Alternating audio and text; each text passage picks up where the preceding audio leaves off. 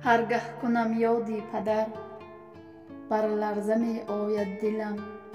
گویا که لرزان می شود همچوب و سنگی منزلم من یافتم چاه و جواب هستم ز نعمت بی نیاز آید صدای نوشبار از گرد دسترخوان ناز از خوان من اما پدر یک برده نان ناخورده رفت تا اینکه من آدم شوم درد و غمم را خورده رفت گر زنده می بود این زمان بر دوش می برداشتم نقل و نوای خویش را بالای کف می داشتم حیات که علم و عمل قادر به این اعجاز نیست چون عمر سرانجام یافت آن را دیگر آغاز نیست فرزندها دارید عزیز یک عمر گفتاری پدر تا که نگردد یک زمان در زندگی باری پدر باشد گرانتر سختتر ضرب سخن از ضرب تیغ حرفی خویش و بهر او دی دنیای من و رفتی ز دنیا مادرم من برون از خاک و تو در خاک تنها مادرم از کنارت تا شدم محروم در ایام گل شد کنارم از سرشکی شور دریا مادرم در بهاری که طبیعت چون جوانی خنده‌روز گریه رویم در غمت در باغ گلها مادرم در جوانی دست شوقت از سرم برداشتی بی کسم بگذاشتی در راه فردا مادرم روحشان ساختی گه سو پریشان ساختی قامتم را کردی دوتا ای گنج یکتا مادرم مهربانی های دنیا با تو زیر خاک رفت کس نیازد سوی من دستی تسلا مادرم روزتان بخیر و بشادی دوستان عزیز امیدوارم که همتان صحت سلامت هستی ما هم شکرانه خدا سازیم خوبیم این اینجا قطی فریزه وازی میخواهیم یک تارت کنیم تارت چی؟ تارتی خودمانه تارت خودمانه چی نام داره؟ چی نام داره تارت من؟ بیامد خونه بسیار تخم شکنی زورایده بشکن تارت چرپخه میکنیم دوستان عزیز التماس ننویسید که گودکتان این خیلی دستی وی حرامه این خیلی و خیلی ننویسید برای که ما ای را برای خودمون کده استیم فرزند خودمون چه خیلی باشه فرزند با ما را عزیزه خیلی تیار میکنیم یک جای با فریزه می اندازیم تخم را 5 دانه تخم تارت چرپخه میکنیم چه خیلی که گفتم بیا فریزه چه خیلی که گفتم تارت چرپخه میکنیم که فریزه ما چند روز شده بوده خود وعده دادم نکردم و همین سبب نکم میکنم اینجا 5 تا تخم داختم شکرم بگیم 5 تا قاشق اینم خیلی وازی با میکسر لد میزنم میشه از همه تون میندارم برای سخنهای به نهایت خوب در کامنتار می نویسید از هر یک تاتون میندارم برای ایرا باز ورنای کرم میکنم چه خیلی که 2 روز پیش تیار کرده بودم 1 روز پیش بگیم تیار کرده بودم همون روزی واقعی چی بگیم بگهک تیار کرده بودم در خلادیل نگماندگی بودم شه اینا که امروز انشالله که تیار میکنم دینا وقت نشیدم تازه قوسیق بودیم تیار نکردم این روز انشالله که تیار میکنیم این زیر لاد میزنیم ایجالا که ما آرده گرفتگیم که تیر از رخلی تیل دوستان عزیز رحمت که میپرسید فرزندار خدامون از همه تون خدا راضی باشه و در اول ویدیو ما چیره موندگیم امو شعر خوندگیم امروز 11 تونمو چی رفته بود به زیارتی بگیم پدر و مادر خدا رحمت مغفرت کنه شونا ما که خودم پدر و مادرم هستن سالم شکرانه الله یک شاه ستونن در خاندان ما بگیم در پس ما یک شاه ستون داریم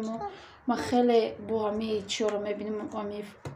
آدمایی که همه پدر و مادر دست دادگن خیلی زیغ میشم یا که همون شعرهایی که میخونم ما به نهایت همون شعرها رو خوندنده چند بار میخونم زیغ میشم بعد خیلی با میخونم از همه دوستان عزیز مهربان ما گپ تمام نکرده فریزه جقید خیلی شروع میکنیم میکسر میزنم باید تو همون پنگ بروردن شه لب بزنی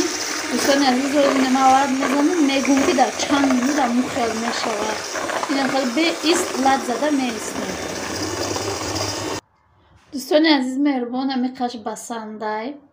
و همه شما را به این روزی مبارک، روزی پر فیض و پر برکت، روزی سعید جمعه تبریک میکنم و چخیلی شده خرطکمان بگیم و با ماهی مبارکی رجب هر یک شما را تبریک میکنم. دوستان عزیز خدا کند با ما قوتی چندان دهد و در این ماه هم کم کم روزه بگیریم و در ماه شریفی رمضان هم نم خیلی خیلی. دوستان عزیز چند نگذشته وزی انشالله که ماه شریفی رمضان هم میوید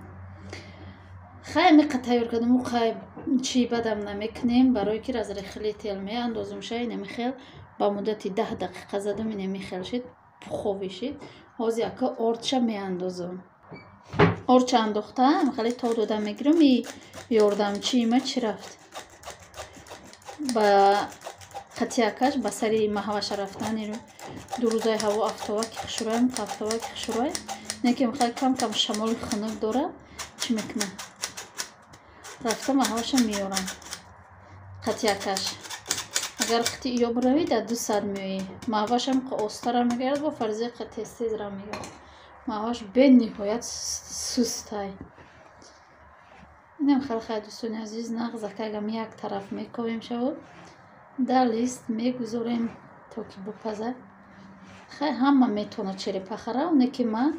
یک گمبار در همین کانال تیار کردگی نیستم بگیم اینم خیلی خیلی تیار میکنیم کم ترک اگر چی باشه کم ترک روغنه میاندازیم یا 2 قاشق بفورتون اگر نفوره نمیاندازی در کارم نیست روغن. دوستان عزیز اینم خیلی خیلی من یک قاشق داخته استم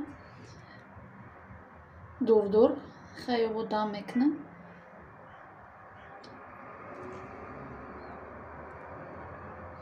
کدام خیلی نکدگی حتما تیار کنید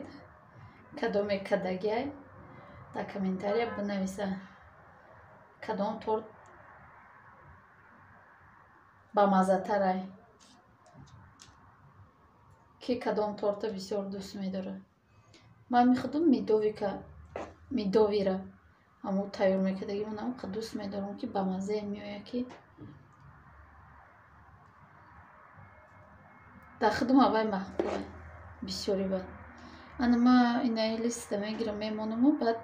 چخیلی که خیلی شما میدونین من 2 تا دخوفکه دارم اوشتا میمانم برای که تسترک شده نشه خیلی یا دراو میشن تنکن هم کمن مایدان دراو میشن برای مو تیز بپزم بگیرم خیلی با این خیلی نماز عصرم شیدک چی میکنیم در وقت با نماز شام میشه میمونم من اکد خوف کده. دوستان عزیز دوستان عزیز مهربان نم خیلی پختیان جوشن ناو گرفتم ای دخوفکه چه خیلی که دیدید کلان شده ریختگیان از یارا جدا کردم میگیرم و کم ترک دیگهش موندگی میریزم یه بار دیگه در دخوفکه موندگیم و هم ازی میپزم میگیرم میارم بعد همشه در اینی کرم کردم و یا نشان میتونم اینم خیلی خیلی. دوستان عزیز پخته خشورک پخته مولای مک چی میکنم در اینه باشه اخل میکنم شه ایره ما بر وقت خریدگیم چه خیلی که میبینید ما ایره تازه خیلی شوشتگیم ما ایره در همه چی استفاده میبرم تخته بهترین بدهیم ما برای تورتم استفاده میبرم شه این آزی چی میکنم شه خیلی دمی کرمی اندازم موندم میگیرم شونه اینه ویلکه چکم شروع میکنم حالا که خنک شد یعنی خنک شوی هم ندارم برای کمی میگیری حالا که خنکن نم خیلی خیلی یا در کریم غود میزنم نمیشه گرفته تل زدن نگیریم شه موقع کریم داره ناز نمیبینم برای ما چنی کمتر هم باشه هیچ گم نداره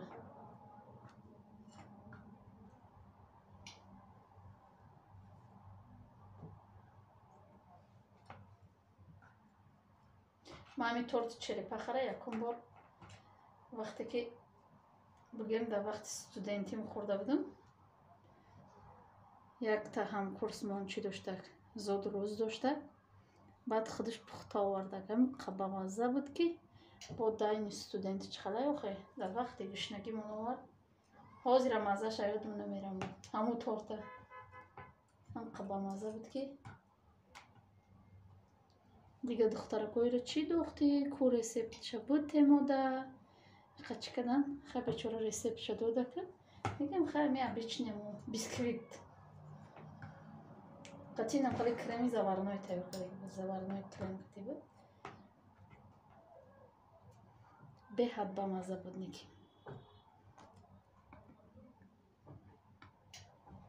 نم خالی خیلی همش تاو میزنم دوستان عزیز و نشون میدم دوستان عزیز نم خالی خیلی تیار کردم حاضی کم ترک امی جاشته شکلات کدی آرومتی میشه تمام کرمش کمکای برای امو